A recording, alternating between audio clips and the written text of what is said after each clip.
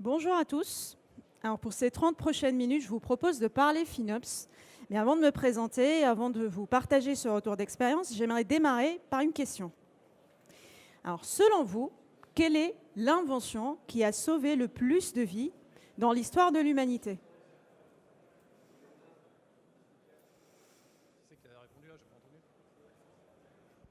La moustiquaire. La moustiquaire, ok. J'ai entendu les vaccins aussi. D'autres idées ? Le parachute, j'entends. Ok. Alors, je suis désolée, il n'y a pas eu la bonne réponse. Je vous propose de découvrir ensemble cette invention grâce à laquelle on est en vie aujourd'hui. Les canalisations.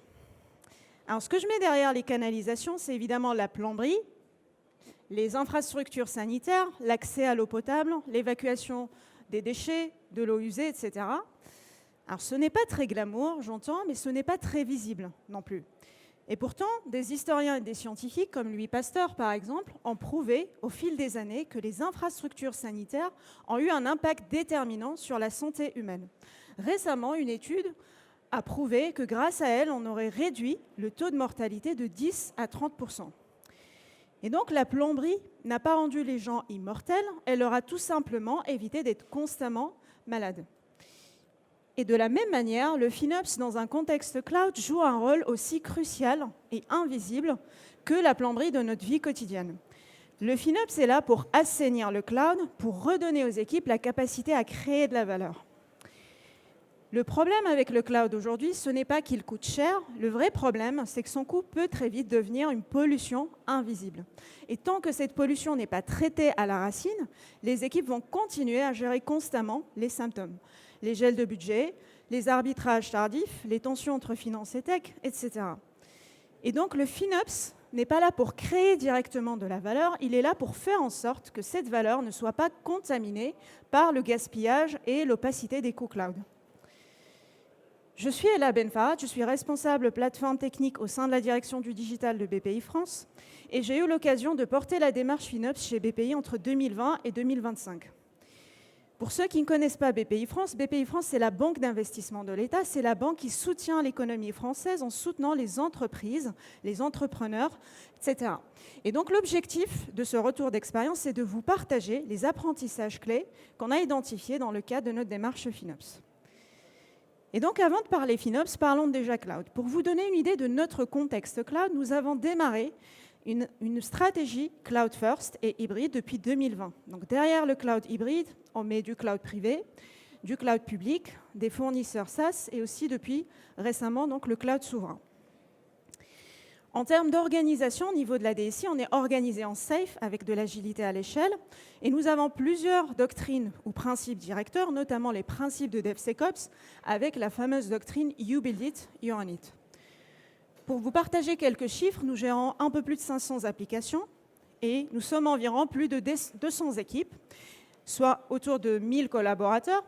Et parmi ces 200 équipes, on va retrouver 5 équipes cloud qui sont responsables de la mise à disposition des fondations cloud sur les différents cloud providers pour les autres équipes agiles qui, elles, vont déployer leurs propres ressources liées à leurs propres applications. Et dans tout cet écosystème, on va retrouver une équipe FinOps qui porte la gouvernance multi-cloud du FinOps et aussi son outillage. Si je devais résumer notre démarche FinOps sur ces 6 dernières années, je retiendrai 4 phases principales. La première phase, ça a été le démarrage, l'initialisation. C'est la phase où on a tout simplement cassé les murs pour voir où passent les tuyaux. En d'autres termes, on a mis en place un premier niveau de visibilité et de compréhension de notre consommation. Sans visibilité, impossible de voir où se trouvent les fuites et donc impossible de réagir.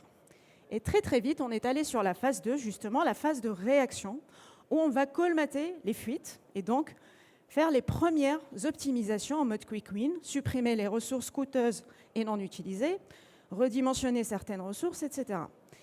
Et donc, c'était la phase la plus visible pour nous, mais pas la plus déterminante, parce que la phase la plus déterminante, c'était la phase 3, lorsqu'on a mis en place le chargeback. Le principe du chargeback consiste à faire en sorte que chaque responsable de chaque ressource est aussi responsable de son coût. Donc, ce qu'on a fait concrètement, on a réattribué les coûts On a rendu les équipes responsables de leurs usages et on a reconnecté la valeur métier à la technique. Une fois qu'on a refait notre plomberie interne, on a fait le choix donc d'aller à l'étape d'après, la phase 4, sur laquelle on est encore aujourd'hui, qui consiste à industrialiser le FinOps et à ouvrir le FinOps à tous les cloud providers, notamment le cloud privé, les SaaS, etc. Et l'objectif derrière ça, c'est de faire en sorte que le FinOps ne soit pas perçu ou considéré comme un projet ponctuel, mais qu'il soit vraiment un réflexe durable qui implique tout le monde. Je vais d'abord parler de la première phase, l'initialisation. Lorsqu'on a commencé le FinOps, on avait fait le choix, en lançant notre stratégie cloud, d'intégrer dans notre gouvernance cloud, dès le départ, le FinOps comme pilier principal. On a aussi fait le choix de centraliser le budget, c'est-à-dire qu'on avait l'entité cloud qui était responsable des fondations cloud, qui portait à la fois les coûts de ces fondations, mais aussi les coûts des autres ressources, des autres équipes qui utilisaient le cloud. On a mis en place un premier niveau de visibilité de la consommation avec du reporting manuel et on a choisi aussi d'impliquer nos décideurs, le CODIR de la DSI, pour leur partager régulièrement l'état des lieux de la consommation. Ce que je vous partage à droite de l'écran, ce sont des extraits des premiers rapports manuels qui datent de 2020. Et dans ces rapports-là, on souhaitait suivre aussi notre atterrissage prévisionnel par rapport au budget.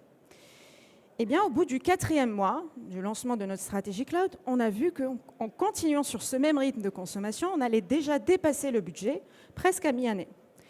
Et c'est là où on a décidé d'accélérer, d'aller sur l'étape 2, qui est l'optimisation. Et justement, pour aller vite, on a fait le choix de nous outiller en choisissant une solution FinOps SaaS qui s'appelle Appsio Cloudability. Alors, il y a d'autres outils équivalents sur le marché qui font la même chose, mais le principe consiste à intégrer cette solution avec le cloud provider pour récupérer de manière régulière et industrialisée la consommation quotidienne du cloud provider, être en capacité d'avoir du reporting temps réel et aussi être outillé sur les recommandations d'optimisation. Et en s'appuyant sur ça en grande partie, on a mis en place des audits FinOps et on a constitué une backlog d'optimisation. Dans cette backlog d'optimisation, on a recensé un ensemble de recommandations d'optimisation. Chaque recommandation était chiffrée en termes de gains potentiels et était attribuée à un owner qui n'est autre que le owner de la ressource. Et dans cette étape aussi, on a fait le choix de mettre en place un premier niveau de showback pour les consommateurs, c'est-à-dire communiquer à chaque consommateur combien son application coûtait. Si je devais résumer dans cette phase d'optimisation les grandes familles d'actions d'optimisation FinOps qu'on a identifiées, on en a identifié 4. La première famille, c'était les pratiques. Les pratiques, c'est-à-dire l'hygiène FinOps, le fait de supprimer les ressources non utilisées, le fait d'implémenter des automatismes pour éteindre ou stopper certaines ressources les nuits et les week-ends hors production, et le fait de mettre en place un process régulier de right-sizing ou redimensionnement des ressources. Par exemple, dès le départ, on s'est rendu compte qu'on avait plus de 40% de notre capacité dans les clusters Kubernetes qui n'étaient pas utilisés. Et donc, il a fallu faire le travail avec les équipes consommatrices de revoir les quotas de réservation des ressources sur les différents clusters. Comme tout le monde aussi, on a souscrit à des plans d'engagement, c'est-à-dire on a fait de la réservation de ressources, de compute, de bases de données, ce qui nous a permis de gagner environ 10% sur la totalité de notre consommation compute. Et on a aussi souscrit à des plans d'engagement négociés directement avec les cloud providers où le principe consiste à s'engager sur une consommation totale, annuelle ou pluriannuelle, pour avoir des réductions sur la totalité de la facture. Ce qu'on a fait aussi, c'est qu'on a mis en place des mécanismes de détection et de gestion des anomalies. Le principe, c'est lorsqu'on a un usage donné qui est stable dans le temps sur un service donné par exemple, et dès lors que du jour au lendemain on a un pic sur cet usage-là, on reçoit directement une alerte. Dans l'exemple que je vous ai mis à l'écran, en bas à gauche, c'était le cas d'une équipe agile dont le Cloud Builder a décidé un vendredi soir, avant de partir en week-end, de faire quelques modifications. Il ne s'était pas rendu compte que par erreur, dans cette modification, il a intégré une boucle qui faisait exploser, multiplier par 50, le coût associé à sa ressource. Donc, on est passé très vite d'un coût quotidien d'environ 10 € à plus de 500 € dans cet exemple-là. Et le lundi, lorsqu'on a vu le mail de l'alerte, on a très vite contacté la personne en question et la remédiation a été faite. Et donc, dans ce cas-là, si on aurait attendu la fin du mois pour identifier cette anomalie, on aurait perdu plus de 15 000 € pour un usage qui était censé coûter moins de 300 €. Et donc, le temps, c'est aussi un inducteur important dans les optimisations FinOps. La dernière famille des optimisations, c'est l'architecture. Que ce soit les standards d'architecture ou les patterns qu'on a définis avec les architectes pour l'ensemble des applications comme standard, pour les différentes applications, comme le fait de privilégier des architectures en container, et aussi des architectures plus spécifiques, comme par exemple la politique et la solution de notre backup de données, ou encore l'optimisation de notre architecture réseau.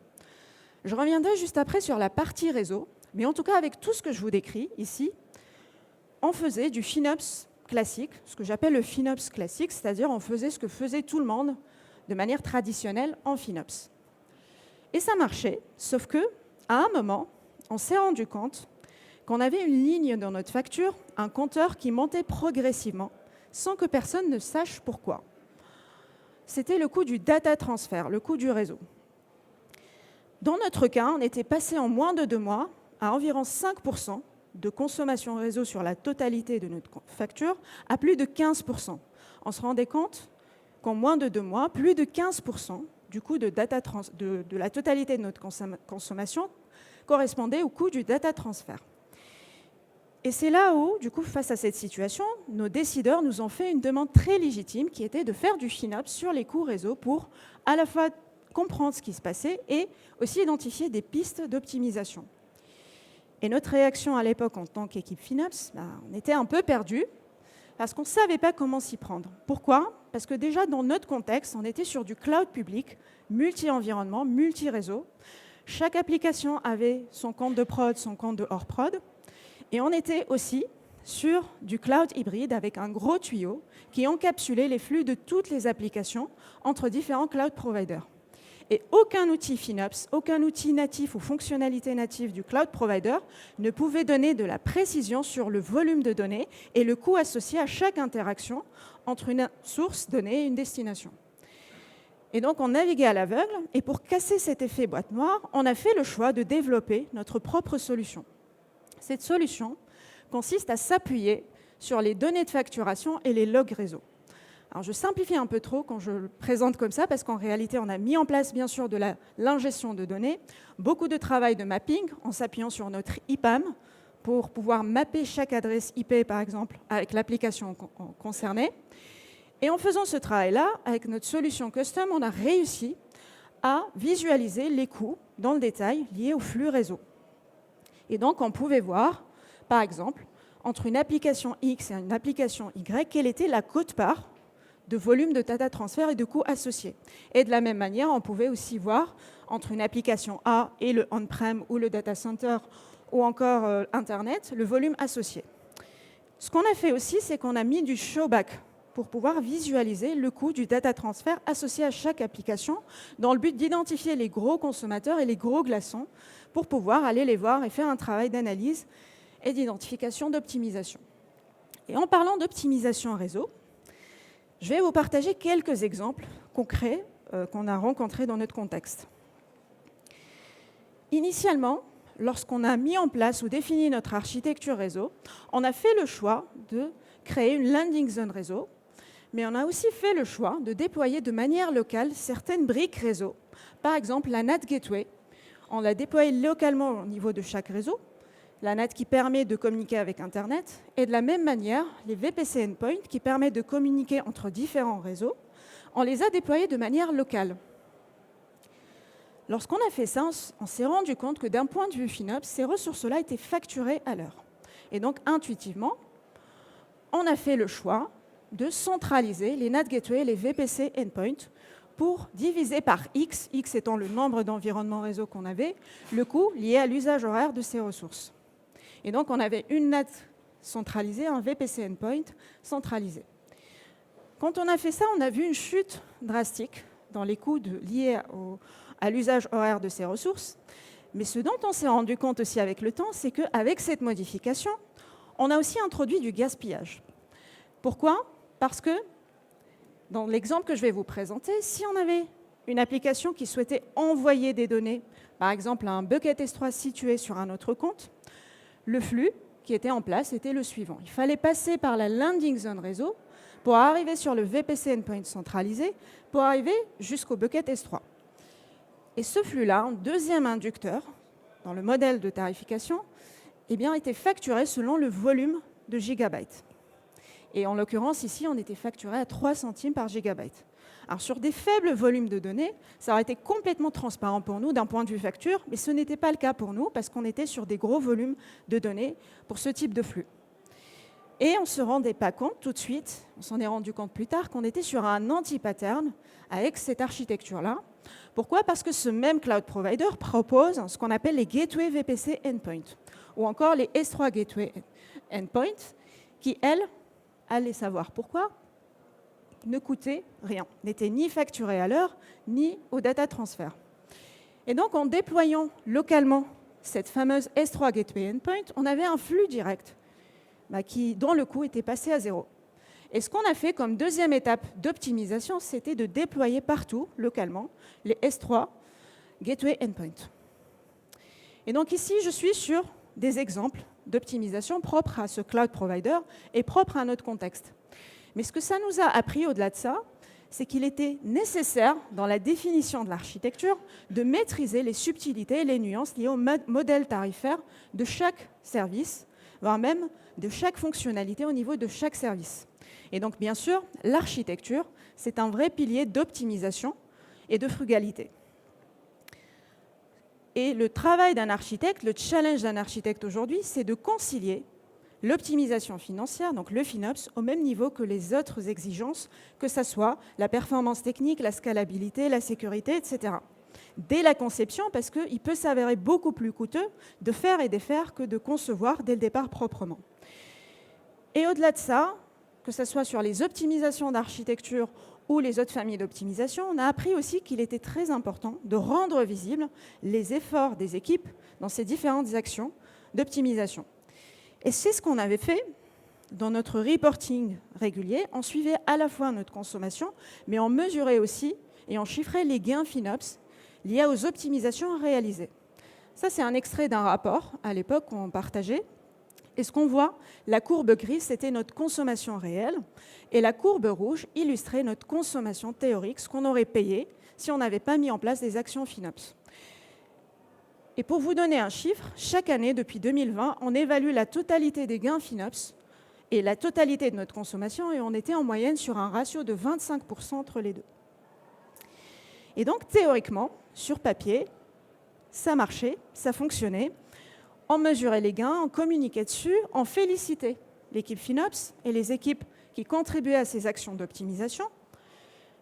Mais la réalité, c'est que derrière chaque optimisation, on gagnait une bataille locale et on perdait la bataille systémique.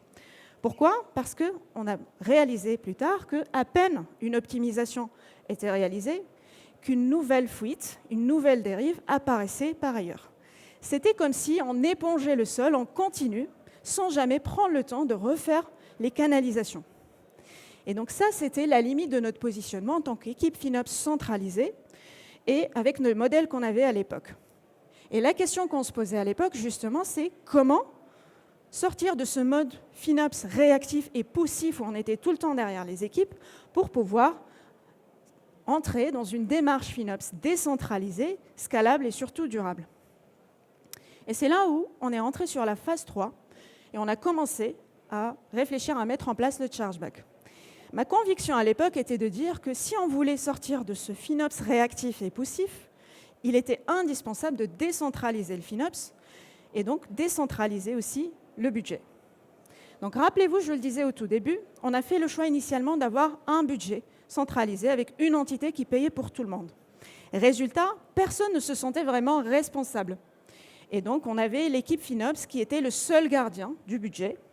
Et c'est là où on a fait le choix de passer de ce modèle budget centralisé à un ownership par les consommateurs. Donc, le fameux You Build It, You Run It était devenu You Build It, You Pay for It. Et la philosophie derrière, c'était de faire en sorte que chaque équipe consommatrice voit ses coûts, les comprend et surtout est en capacité d'agir dessus. Et donc concrètement, comment ça fonctionnait? Chaque mois, on avait notre facture mensuelle qui arrivait sur notre landing zone FinOps et cette landing zone FinOps distribuait les coûts sur les différentes lignes budgétaires des consommateurs selon des règles outillées et partagées. Chaque consommateur retrouvait la quote-part de sa consommation de son périmètre sur sa ligne budgétaire, la comptabilité validait l'ensemble et le paiement restait centralisé. Donc on décentralise la responsabilité, mais on reste sur un paiement centralisé. Et ça a marché. On s'en est rendu compte, en tout cas, la première fois qu'une équipe était venue nous voir, était venue voir l'équipe FinOps pour demander conseil sur l'optimisation de son application. Et donc, progressivement, on a vu un changement de posture de notre équipe pour passer du mode pompier ou mode police à une posture de conseil. De manière plus factuelle, ce qu'on a vu aussi, c'est qu'on a vu une meilleure visibilité, stabilité et prédictibilité de notre consommation. Et comme par hasard, personnellement, je ne crois pas au hasard, mais la première année de Chargeback, ça a été la première année depuis qu'on a lancé le cloud où on a été en sous-consommation par rapport au budget annuel prévu initialement. Et donc, ça nous a quand même appris que, clairement, le budget centralisé, c'était l'anti-pattern de la responsabilisation, que pour pouvoir instaurer ce type de changement, il fallait s'armer de transparence, de pédagogie et de simplicité. Et enfin, on a mis du temps à le comprendre, mais en réalité, le meilleur levier d'optimisation, ce n'est pas l'outil FinOps, mais c'est la responsabilisation. Et une fois qu'on a consolidé cette base-là, on s'était dit que l'étape d'après, c'était de généraliser le FinOps, de l'industrialiser et de passer à une démarche FinOps multi-cloud.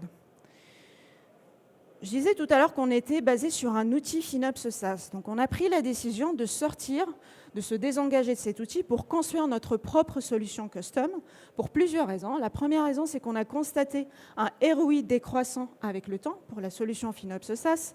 Et on a surtout constaté des limites qui nous freinaient sur le chargeback et qui nous freinaient aussi sur cette volonté de s'étendre à d'autres cloud providers pour des problèmes de compatibilité, par exemple avec le fournisseur cloud privé et certains fournisseurs SaaS.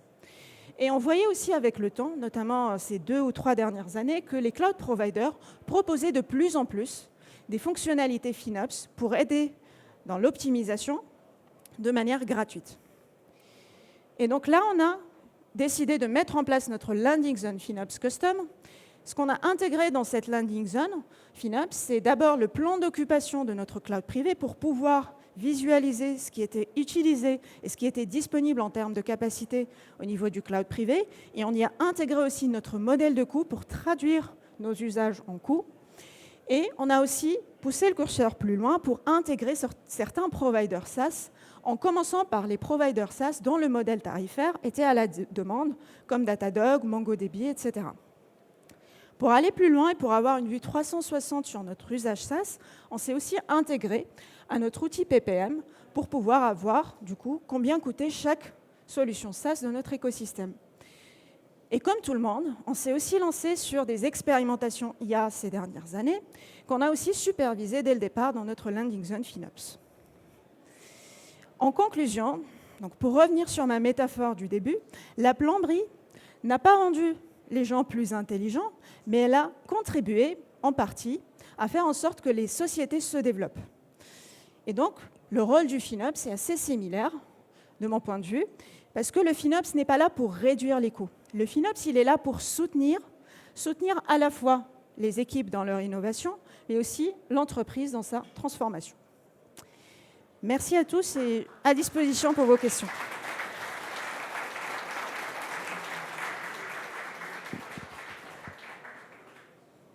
Est-ce qu'il y a des questions? On a un petit peu de temps, ouais. Bonjour, merci pour le talk. Je me demandais si cette responsabilisation, ça n'avait pas désengagé des équipes. En fait, moi, je me pose la question aussi de mettre en place le chargeback. Et ce que j'ai un peu peur, c'est que du coup, en fait, au lieu d'utiliser nos solutions, les équipes, elles utilisent d'autres solutions qui pourraient leur amener un autre ROI. Je ne sais pas si c'est quelque chose que vous avez constaté. Alors, merci pour la question. Dans notre contexte, en tout cas en termes de retour d'expérience, ça n'a pas été le cas. Parce que, en fait, en mettant en place le chargeback, ce qu'on a constaté, c'est qu'il y a eu, en tout cas, en grande partie, une prise de conscience. Et dans les objectifs des équipes, ça a été intégré comme un des piliers. Donc, ça s'est fait de cette manière-là. Et j'aurais même tendance à dire le contraire, c'est que les équipes étaient plutôt preneuses. C'est ce qui nous a motivés aussi à changer d'outil. Elles étaient plutôt preneuses de l'aide pour atteindre leurs objectifs. Super, merci. Merci à tous.